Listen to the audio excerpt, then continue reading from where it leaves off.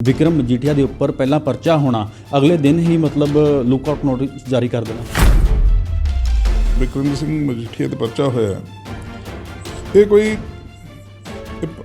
ਆਪਣਾ ਜਿਹੜਾ ਇੱਕ ਪਹਿਲਾਂ ਪਰਚਾ ਹੋ ਚੁੱਕਿਆ ਸੀਗਾ ਉਸੇ ਦੀ ਇਨਵੈਸਟੀਗੇਸ਼ਨ ਦਾ ਪਾਰਟ ਹੈ।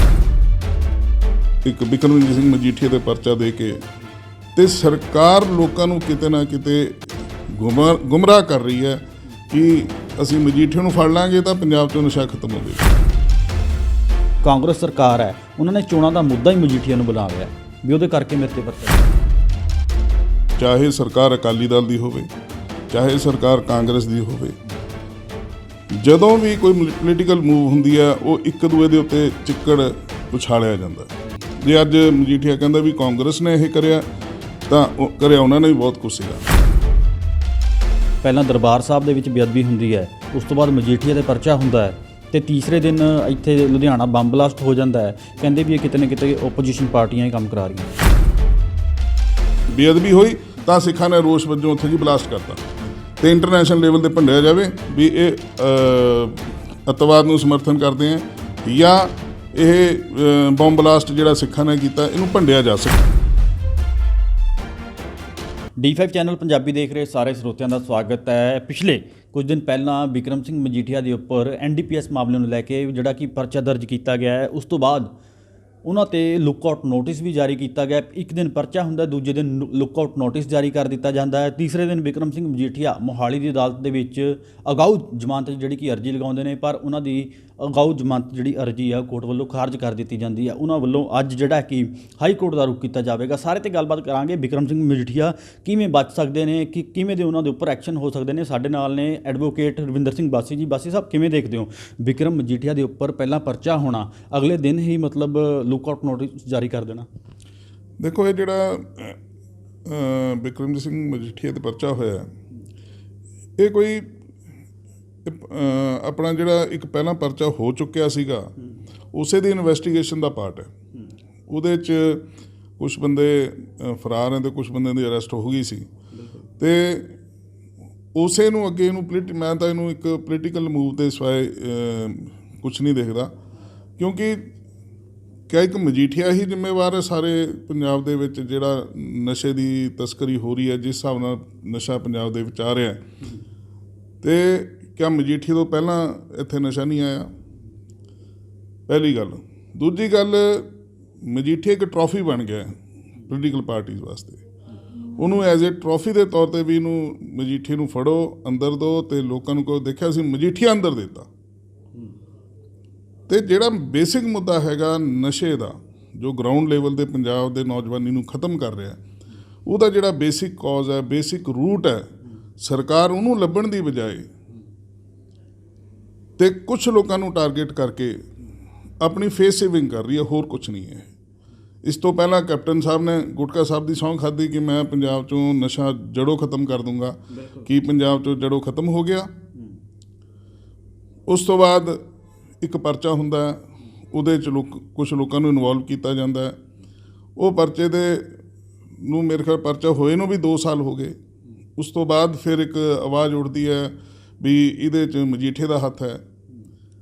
ਅਤੇ ਹੁਣ ਜਦੋਂ ਚੋਣਾਂ ਨੇੜੇ ਆ ਰਹੀਆਂ ਤਾਂ ਇੱਕ ਹੋਰ ਨਵਾਂ FIR ਕਰਕੇ ਅਤੇ ਇੱਕ ਵਿਕਰਮ ਸਿੰਘ ਮਜੀਠੀਆ ਦੇ ਪਰਚਾ ਦੇ ਕੇ ਅਤੇ ਸਰਕਾਰ ਲੋਕਾਂ ਨੂੰ ਕਿਤੇ ਨਾ ਕਿਤੇ ਗੁੰਮਰਾਹ ਕਰ ਰਹੀ ਹੈ ਕਿ ਅਸੀਂ ਮਜੀਠੀਆ ਨੂੰ ਫੜ ਲਾਂਗੇ ਤਾਂ ਪੰਜਾਬ 'ਚੋਂ ਨਸ਼ਾ ਖਤਮ ਹੋ ਜਾਏਗਾ। ਪੰਜਾਬ 'ਚੋਂ ਨਸ਼ਾ ਉਦੋਂ ਤੱਕ ਖਤਮ ਨਹੀਂ ਹੁੰਦਾ ਜਦੋਂ ਤੱਕ ਸੈਂਟਰਲ ਏਜੰਸੀਆਂ ਨਹੀਂ ਚਾਹੁੰਦੀਆਂ। ਇਸ ਤੋਂ ਪਹਿਲਾਂ ਜਿਹੜਾ ਨਸ਼ੇ ਦਾ ਜਿਹੜਾ ਸਭ ਤੋਂ ਜ਼ਿਆਦਾ ਗ੍ਰਸਤ ਸਟੇਟਾਂ ਸੀ ਉਹ ਨਾਰਥ ਈਸਟ ਦੀਆਂ ਸਟੇਟਾਂ ਸੀਗੀਆਂ। ਨਾਰਥ ਈਸਟ ਦੇ ਵਿੱਚ ਕਿਆ ਮਜੀਠੀਆ ਚਿੱਟਾ ਵੇਚ ਰਿਹਾ ਸੀ? ਉੱਥੇ ਚਿੱਟਾ ਕਿਹਨੇ ਵੇਚਿਆ? ਉੱਥੇ ਲੋਕਾਂ ਦੀਆਂ ਨਸਾਂ ਦੇ ਵਿੱਚ ਟੀਕੇ ਨਸ਼ੇ ਦੇ ਕਿਹਨੇ ਲਾਏ? ਕਿਆ ਇਹਦੀ ਕੋਈ ਗਹਿਨ ਸਟੱਡੀ ਹੋਈ? ਜਿੱਥੇ ਵੀ ਇੰਸਰਜੈਂਸੀ ਜਿਸ ਸਟੇਟ 'ਚ ਪੈਦਾ ਹੋਈ ਹੈ, ਇੰਸਰਜੈਂਸੀ ਤੋਂ ਬਾਅਦ ਉੱਥੇ ਦੀ ਨੌਜਵਾਨੀ ਨੂੰ ਕਿਸੇ ਨਾ ਕਿਸੇ ਰੂਪ ਦੇ ਵਿੱਚ ਨਸ਼ੇ 'ਤੇ ਲਾ ਕੇ ਖਤਮ ਕੀਤਾ ਗਿਆ। ਇਹੀ ਹਿੰਦੁਸਤਾਨ ਦੀ ਕਾਰਗੁਜ਼ਾਰੀ ਹੈ। ਪਿਛਲੇ ਤੁਸੀਂ ਸਾਰੀ ਸਟੇਟਾਂ ਨੂੰ ਦੇ ਸਕਦੇ ਹੋ, ਚਾਹੇ ਉਹ ਨਾਰਥ ਈਸਟ ਹੈ, ਚਾਹੇ ਉਹ ਪੰਜਾਬ ਰਿਹਾ, ਜਿੱਥੇ ਜਿੱਥੇ ਵੀ ਇੰਸਰਜੈਂਸੀ ਰਹੀ ਹੈ, ਜਿੱਥੇ ਵੀ ਲੋਕਾਂ ਨੇ ਕਿਸੇ ਰੂਪ 'ਚ ਆਵਾਜ਼ ਚੱਕਣ ਦੀ ਕੋਸ਼ਿਸ਼ ਕੀਤੀ ਹੈ। ਸਰਕਾਰਾਂ ਨੇ ਉਹਨੂੰ ਨਸ਼ੇ ਦੇ ਹਥਿਆਰ ਦੇ ਰੂਪ ਯੂਜ਼ ਕਰਕੇ ਉੱਥੇ ਦੇ ਲੋਕਾਂ ਦੀ ਆਵਾਜ਼ ਬੰਦ ਕਰੀ। ਹੁਣ ਤੁਸੀਂ ਕਿਵੇਂ ਦੇਖਦੇ ਹੋ ਵਕਾਲਤ ਦੇ ਤੌਰ ਤੇ ਜੇ ਆਪਾਂ ਗੱਲ ਕਰੀਏ, ਕਿਉਂਕਿ ਬੀਤੇ ਦਿਨੀ ਮਜੀਠੀਆ ਸਾਹਿਬ ਵੱਲੋਂ ਐਪਲੀਕੇਸ਼ਨ ਵੀ ਲਗਾਈ ਗਈ ਹੈ ਉਹਨਾਂ ਦੇ ਵਕੀਲ ਵੱਲੋਂ ਅਗਾਊ ਜ਼ਮਾਨਤ ਦੀ, ਉਹਨਾਂ ਦੇ ਵਿੱਚ ਉਹਨਾਂ ਨੇ ਉਹ ਵੀ ਗੱਲ ਕਹਿੰਦੇ ਉਹਦੇ ਵਿੱਚ ਇਹੀ ਲਿਖੀ ਆ ਅਗਾਊ ਜ਼ਮਾਨਤ ਲੈਣ ਵਾਸਤੇ ਵੀ ਜਿਹੜਾ ਕਾਂਗਰਸ ਸਰਕਾਰ ਹੈ ਉਹਨਾਂ ਨੇ ਚੋਣਾਂ ਦਾ ਮੁੱਦਾ ਹੀ ਮਜੀਠੀਆ ਨੂੰ ਬਣਾ ਲਿਆ ਵੀ ਉਹਦੇ ਕਰਕੇ ਮੇਰੇ ਤੇ ਪਰਚਾ ਦਿੱਤਾ। ਦੇਖੋ ਇਹਦੇ 'ਚ ਕੀ ਵੀ ਚਾਹੇ ਸਰਕਾਰ ਅਕਾਲੀ ਦਲ ਦੀ ਹੋਵੇ ਚਾਹੇ ਸਰਕਾਰ ਕਾਂਗਰਸ ਦੀ ਹੋਵੇ, ਜਦੋਂ ਵੀ ਕੋਈ ਪੋਲੀਟੀਕਲ ਮੂਵ ਹੁੰਦੀ ਹੈ ਉਹ ਇੱਕ ਦੂਏ ਦੇ ਉੱਤੇ ਚਿੱਕੜ ਉਛਾਲਿਆ ਜਾਂਦਾ। ਜੇ ਅੱਜ ਮਜੀਠੀਆ ਕਹਿੰਦਾ ਵੀ ਕਾਂਗਰਸ ਨੇ ਇਹ ਕਰਿਆ ਤਾਂ ਕਰਿਆ ਉਹਨਾਂ ਨੇ ਵੀ ਬਹੁਤ ਕੁਛ ਸੀਗਾ, ਲੋਕਾਂ ਦੇ ਉੱਤੇ ਉਦੋਂ ਵੀ ਬੜੇ ਝੂਠੇ ਪਰਚੇ ਹੋਏ ਆ। ਪਹਿਲੀ ਗੱਲ, ਜੇ ਬਿਕਰਮਜੀਤ ਸਿੰਘ ਮਜੀਠੀਆ ਸੱਚਾ ਹੈ ਉਹਨੂੰ ਸਾਹਮਣੇ ਆਉਣਾ ਚਾਹੀਦਾ, ਫੇਸ ਕਰਨਾ ਚਾਹੀਦਾ। ਕਾਨੂੰਨਨ ਤੌਰ ਤੇ ਜਿਹੜੀ ਗੱਲ ਹੈ ਉਹਨਾਂ ਕੋਲ ਪੂਰਾ ਰਾਈਟ ਹੈ। ਜੇ ਸੈਸ਼ਨ ਕੋਰਟ ਨੇ ਇਹਨਾਂ ਦੀ ਬੇਲ ਰਿਜੈਕਟ ਕੀਤੀ ਹੈ, ਉਹਨਾਂ ਕੋਲ ਹਾਈ ਕੋਰਟ ਹੈ। ਜੇ ਹਾਈ ਕੋਰਟ ਦੇ ਵਿੱਚ ਉਹ ਆਪਣਾ ਪੱਖ ਰੱਖਣ 'ਚ ਕਾਮਯਾਬ ਹੁੰਦੇ ਆ ਤੇ ਹਾਈ ਕੋਰਟ ਉਸ ਪੱਖ ਨੂੰ ਮੰਨਦੇ ਹੋਏ ਉਹਨਾਂ ਨੂੰ ਅਗਾਊਂ ਜ਼ਮਾਨਤ ਦੇ ਸਕਦੀ ਹੈ, ਨਹੀਂ ਉਹਨਾਂ ਕੋਲ ਸੁਪਰੀਮ ਕੋਰਟ ਹੈ ਉਸ ਤੋਂ ਬਾਅਦ। ਸੋ ਪਹਿਲੀ ਗੱਲ ਤਾਂ ਸੱਚ ਦੀ ਹੈ ਵੀ ਸੱਚ ਕਿਆ ਹੈ। ਜੇ ਸੱਚਾਈ ਵਾਸਤੇ ਬਿਕਰਮ ਸਿੰਘ ਮਜੀਠੇ ਨੂੰ ਅੰਦਰ ਜਾਣਾ ਪੈਂਦਾ, ਮੇਰੇ ਖਿਆਲ 'ਚ ਤਾਂ ਉਹਨੂੰ ਜਾਣਾ ਚਾਹੀਦਾ, ਭੱਜਣਾ ਨਹੀਂ ਚਾਹੀਦਾ। ਦੂਜੀ ਗੱਲ, ਪਹਿਲੀ ਗੱਲ, ਹਰ ਬੰਦੇ ਕੋਲ ਜਿਹੜਾ ਆਪਣਾ ਰਾਈਟ ਹੈ ਜੁਡੀਸ਼ੀਅਲੀ ਮੂਵ ਕਰਨ ਦਾ, ਉਹ ਆਪਣਾ ਐਗਜ਼ੌਸਟ ਕਰਨਾ ਚਾਹੀਦਾ। ਨਹੀਂ ਆਪਣਾ ਸਰੈਂਡਰ ਕਰੇ ਅਤੇ ਆਪਣੀ ਇਨਵੈਸਟੀਗੇਸ਼ਨ 'ਚ ਸ਼ਾਮਿਲ ਹੋਣ ਅਤੇ ਲੋਕਾਂ ਦੇ ਅੱਗੇ ਸੱਚਾਈ ਆਵੇ। ਕਿਉਂਕਿ ਮਜੀਠੀਆ ਨੂੰ ਤਾਂ ਇਸ ਟਾਈਮ ਸਿਰਫ ਇੱਕ ਟਰੋਫੀ ਦੇ ਤੌਰ 'ਤੇ ਦੇਖਿਆ ਜਾ ਰਿਹਾ ਵੀ ਮਜੀਠੀਆ ਨੂੰ ਫੜੋ, ਲੋਕਾਂ ਦੇ ਵੀ ਪ੍ਰਚਾਰੋ ਵੀ ਅਸੀਂ ਮਜੀਠੀਆ ਫੜ ਲਿਆ, ਅਤੇ ਉਹਨੂੰ ਇੱਕ ਪੋਲੀਟੀਕਲ ਮੁੱਦਾ ਬਣਾ ਕੇ ਪਾਰਟੀਜ਼ ਅੱਗੇ ਲਿਜਾਣਾ ਚਾਹੁੰਦੀਆਂ। ਉਹੀ ਗੱਲ ਹੈ, ਹੁਣ ਬੀਤੇ ਦਿਨੀ ਚਰਨਜੀਤ ਸਿੰਘ ਚੰਨੀ ਦਾ ਵੀ ਬਿਆਨ ਆਇਆ ਸੀਗਾ, ਪੰਜਾਬ ਭਵਨ ਕਾਨਫਰੰਸ ਹੋਈ ਸੀ, ਉਹਨਾਂ ਨੇ ਉੱਥੇ ਵੀ ਕਿਹਾ, ਕਹਿੰਦੇ ਵੀ ਪਹਿਲਾਂ ਦਰਬਾਰ ਸਾਹਿਬ ਦੇ ਵਿੱਚ ਬੇਅਦਬੀ ਹੁੰਦੀ ਹੈ, ਉਸ ਤੋਂ ਬਾਅਦ ਮਜੀਠੀਆ ਦੇ ਪਰਚਾ ਹੁੰਦਾ ਹੈ ਅਤੇ ਤੀਸਰੇ ਦਿਨ ਇੱਥੇ ਲੁਧਿਆਣਾ ਬੰਬ ਬਲਾਸਟ ਹੋ ਜਾਂਦਾ ਹੈ। ਕਹਿੰਦੇ ਵੀ ਇਹ ਕਿਤੇ ਨਾ ਕਿਤੇ ਓਪੋਜੀਸ਼ਨ ਪਾਰਟੀਆਂ ਹੀ ਕੰਮ ਕਰਾ ਰਹੀਆਂ ਨੇ। ਦੇਖੋ ਪਾਰਟੀਆਂ ਕਿਹੜੀਆਂ ਕਰਾ ਰਹੀਆਂ ਇਹ ਤਾਂ ਨਹੀਂ ਸਾਨੂੰ ਪਤਾ, ਲੇਕਿਨ ਸੀਕੁਐਂਸ ਜੇ ਦੇਖੇ ਜਾਏ, ਜਿਵੇਂ ਸਿੰਘੂ ਬਾਰਡਰ ਦੇ ਬੇਅਦਬੀ ਹੋਣਾ ਅਤੇ ਉਸ ਸ਼ਖਸ ਦਾ ਇਹ ਕਹਿਣਾ ਵੀ ਅਸੀਂ 30 ਬੰਦੇ ਹਾਂ ਜਿਨ੍ਹਾਂ ਨੂੰ ਭਰਤੀ ਕਰਿਆ ਗਿਆ। ਉਸ ਤੋਂ ਬਾਅਦ ਹਰਿਮੰਦਰ ਸਾਹਿਬ ਦੇ ਵਿੱਚ ਬੇਅਦਬੀ ਹੋਣਾ, ਕਪੂਰਥਲੇ ਦੇ ਵਿੱਚ ਬੇਅਦਬੀ ਹੋਣਾ, ਅਤੇ ਉਸ ਤੋਂ ਬਾਅਦ ਜਿਹੜਾ ਇੱਕ ਬਲਾਸਟ। ਹੁਣ ਇਹਦੇ 'ਚ ਕਿਹੜੀ ਧਿਰ, ਸਰਕਾਰ ਹੈ, ਏਜੰਸੀਆਂ ਹੈ ਜਾਂ ਆਪੋਜੀਸ਼ਨ ਪਾਰਟੀਆਂ, ਉਹ ਕਿਵੇਂ ਯੂਜ਼ ਕਰ ਰਹੀਆਂ, ਸਿੱਖਾਂ ਨੂੰ ਕਿਵੇਂ ਬਦਨਾਮ ਕੀਤਾ ਜਾ ਰਿਹਾ ਵੀ ਬੇਅਦਬੀ ਦੀ ਘਟਨਾ ਨੂੰ ਲੈ ਕੇ ਜੇ ਬਲਾਸਟ ਹੋਏਗਾ ਤਾਂ ਇਹ ਕਿਹਾ ਜਾਏਗਾ ਵੀ ਇਹ ਸਿੱਖਾਂ ਨੇ ਬਲਾਸਟ ਕਰਾਇਆ। ਬੇਅਦਬੀ ਦੀ ਹਾਂ ਵੀ ਬੇਅਦਬੀ ਹੋਈ ਤਾਂ ਸਿੱਖਾਂ ਨੇ ਰੋਸ ਵਜੋਂ ਉੱਥੇ ਜੀ ਬਲਾਸਟ ਕਰਤਾ, ਅਤੇ ਇੰਟਰਨੈਸ਼ਨਲ ਲੈਵਲ 'ਤੇ ਭੰਡਿਆ ਜਾਵੇ ਵੀ ਇਹ ਅੱਤਵਾਦ ਨੂੰ ਸਮਰਥਨ ਕਰਦੇ ਆ, ਜਾਂ ਇਹ ਬੰਬ ਬਲਾਸਟ ਜਿਹੜਾ ਸਿੱਖਾਂ ਨੇ ਕੀਤਾ ਇਹਨੂੰ ਭੰਡਿਆ ਜਾ ਸਕੇ ਏਜੰਸੀਆਂ ਵੱਲੋਂ। ਹੁਣ 2022 ਦੀਆਂ ਚੋਣਾਂ ਆ ਰਹੀਆਂ, ਕਿਤੇ ਨਾ ਕਿਤੇ ਮਾਹੌਲ ਪੰਜਾਬ ਦਾ ਖਰਾਬ ਕਰਨ ਦੀ ਕੋਸ਼ਿਸ਼ ਕੀਤੀ ਜਾ ਰਹੀ ਹੈ। ਤੁਸੀਂ ਇਕੱਲਾ 2022 ਨਾ ਦੇਖੋ, ਤੁਸੀਂ ਇੰਟਰਨੈਸ਼ਨਲ ਲੈਵਲ 'ਤੇ ਜੋ ਸਿੱਖਾਂ ਦੀ ਛਵੀ ਬਣੀ ਹੈ ਕਿਸਾਨ ਅੰਦੋਲਨ ਨੂੰ ਲੈ ਕੇ, ਜੇ ਅਸੀਂ 1.5 ਸਾਲ ਦਿੱਲੀ ਦੀਆਂ ਬੂਹਾਂ 'ਤੇ ਸ਼ਾਂਤੀਮਈ ਤਰੀਕੇ ਨਾਲ ਬੈਠ ਕੇ ਆਪਣਾ ਐਜੀਟੇਸ਼ਨ ਕਰ ਸਕਦੇ ਹਾਂ, ਤਾਂ ਮੇਰੇ ਖਿਆਲ 'ਚ ਪੰਜਾਬ 'ਚ ਐਸਾ ਹਲੇ ਸਮਾਂ ਨਹੀਂ ਹੈ। ਨਾ ਕੋਈ ਸਿੱਖ ਚਾਹੁੰਦਾ ਵੀ ਕਿਸੇ ਤਰੀਕੇ ਨਾਲ ਜਿਹੜਾ ਆਰਮਡ ਜਾਂ ਐਸਾ ਰੈਬਲੀਅਨ ਆਵੇ ਵੀ ਬੰਬ ਬਲਾਸਟ ਤੱਕ ਦੀ ਨੌਬਤ ਆਵੇ। ਹਰ ਪੰਜਾਬ ਦਾ ਜਿਹੜਾ ਜ਼ਿੰਮੇਵਾਰ ਨਾਗਰਿਕ ਹੈ ਉਹ ਸ਼ਾਂਤੀ ਚਾਹੁੰਦਾ, ਹਰ ਮਸਲੇ ਦਾ ਹੱਲ ਸ਼ਾਂਤੀ ਨਾਲ ਚਾਹੁੰਦਾ। ਲੇਕਿਨ ਏਜੰਸੀਆਂ ਨੇ ਬੇਅਦਬੀ ਨੂੰ ਲੈ ਕੇ ਉਸ ਤੋਂ ਬਾਅਦ ਬੰਬ ਬਲਾਸਟ ਕਰਾ ਕੇ ਇਹਦਾ ਭਾਂਡਾ ਸਿੱਖਾਂ ਦੇ ਸਿਰ ਭੰਨਣਾ ਸੀ। ਲੇਕਿਨ ਹਲੇ ਤੱਕ ਵੀ ਜਿਹੜਾ ਜੇ ਸਿੰਘੂ ਬਾਰਡਰ ਵਾਲੇ ਜਿਹੜਾ ਮੁਲਜ਼ਮ ਸੀ ਉਹਦੀ ਗੱਲ ਕਰੀਏ, ਅਤੇ ਹਲੇ ਵੀ ਕੁਛ ਲੋਕ ਜਿਹੜੇ ਇੱਥੇ ਪੰਜਾਬ ਦੇ ਵਿੱਚ ਵਿਚਰ ਰਹੇ ਹੈ, ਜੋ ਆਉਣ ਵਾਲੇ ਸਮੇਂ 'ਚ ਹੋਰ ਵੱਡੀਆਂ ਵਾਰਦਾਤਾਂ ਨੂੰ ਆਪਣਾ ਅੰਜਾਮ ਦੇਣਗੇ, ਤਾਂ ਕਿ ਜਿਹੜੇ ਪੰਜਾਬ ਦੇ ਲੋਕਾਂ ਨੂੰ, ਖਾਸ ਕਰ ਸਿੱਖਾਂ ਨੂੰ ਇੱਕ ਬਦਨਾਮ ਕੀਤਾ ਜਾ ਸਕੇ। ਜੋ ਇੰਟਰਨੈਸ਼ਨਲ ਲੈਵਲ 'ਤੇ ਸਿੱਖਾਂ ਨੇ ਮਾਣ ਹਾਸਲ ਕੀਤਾ ਵੀ ਵਰਲਡ ਦਾ ਸਭ ਤੋਂ ਲੰਬਾ ਐਜੀਟੇਸ਼ਨ ਸ਼ਾਂਤੀਪੂਰਵਕ ਚਲਾ ਕੇ ਹਰ ਇੱਕ ਦੇਸ਼, ਹਰ ਇੱਕ ਸੰਸਾਰ ਦੇ ਕੋਨੇ 'ਚ ਉਸ ਦੀ ਆਵਾਜ਼ ਪਹੁੰਚੀ ਹੈ, ਅਤੇ ਉਹ ਜਿਹੜਾ ਅਕਸ ਇੱਕ ਬਣਿਆ ਲੋਕਾਂ ਦਾ, ਉਹਨੂੰ ਢਾਹ ਲਾਈ ਜਾ ਸਕੇ। ਅਤੇ ਹੁਣ ਜੇ ਆਪਾਂ ਵਕਾਲਤੀ ਤੌਰ 'ਤੇ ਦੇਖੀਏ, ਬਿਕਰਮ ਸਿੰਘ ਮਜੀਠੀਆ ਹੁਣ ਬਚ ਕਿਵੇਂ ਸਕਦੇ ਨੇ, ਕਿਉਂਕਿ ਹੁਣ ਪੰਜੇ 'ਚ ਫਸ ਚੁੱਕੇ ਨੇ, ਕਾਂਗਰਸ ਦੇ ਪੰਜਾ ਉਹਨਾਂ ਦੇ ਉੱਪਰ ਭਾਰੂ ਪੈ ਚੁੱਕਾ ਹੈ। ਦੇਖੋ ਇਸ ਟਾਈਮ ਉਹਨਾਂ ਕੋਲ ਜਿਹੜਾ ਇੱਕ ਵੇ ਤਾਂ ਹਾਈ ਕੋਰਟ ਦਾ, ਹਾਈ ਕੋਰਟ ਦੇ ਵਿੱਚ ਆਪਣੀ ਐਂਟੀਸਪੇਟਰੀ ਬੇਲ ਜਿਹੜੀ ਉਸ ਆਰਡਰ ਦੇ ਅਗੇਂਸਟ ਮੂਵ ਕਰਨਗੇ, ਅਤੇ ਹੁਣ ਉਹਦੇ 'ਚ ਕੀ ਹੈ ਕਿ ਜਿਹੜੀ ਐਲੀਗੇਸ਼ਨਸ ਮਜੀਠੀਆ ਦੇ ਖਿਲਾਫ ਕੀ ਆਉਂਦੇ ਆ, ਪ੍ਰੋਸੀਕਿਊਸ਼ਨ ਕੀ ਲੈ ਕੇ ਆਉਂਦਾ ਹੈ, ਕਿਉਂਕਿ ਇਹ ਤਾਂ ਹੈ ਨਹੀਂ ਮੌਕੇ 'ਤੇ ਉਹਨਾਂ ਕੋਲੋਂ ਕੋਈ ਬਰਾਮਦਗੀ ਹੋਈ ਹੈ ਅਤੇ ਜਾਂ ਉਹਨਾਂ ਨੂੰ ਕਿਸੇ ਮੌਕੇ ਉਹਨਾਂ ਦੇ ਘਰੋਂ ਕੁਛ ਬਰਾਮਦਗੀ ਹੋਈ ਹੈ।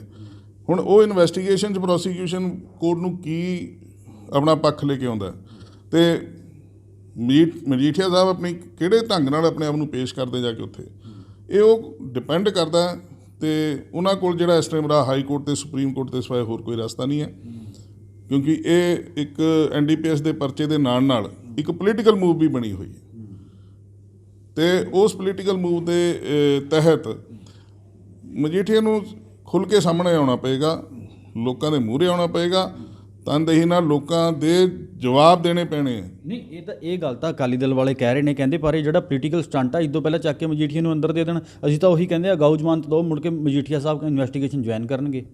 ਦੇਖੋ, ਅਗਾਊਂ ਜ਼ਮਾਨਤ ਜਿਹੜੀ ਹੈ ਉਹ ਤਾਂ ਕੋਰਟ ਨੇ ਦੇਖਣੀ ਹੈ, ਪਰ ਸੱਚ ਵਾਸਤੇ ਕਈ ਵਾਰ ਸਾਨੂੰ ਜੇਲ੍ਹਾਂ 'ਚ ਜਾਣਾ ਪੈਂਦਾ।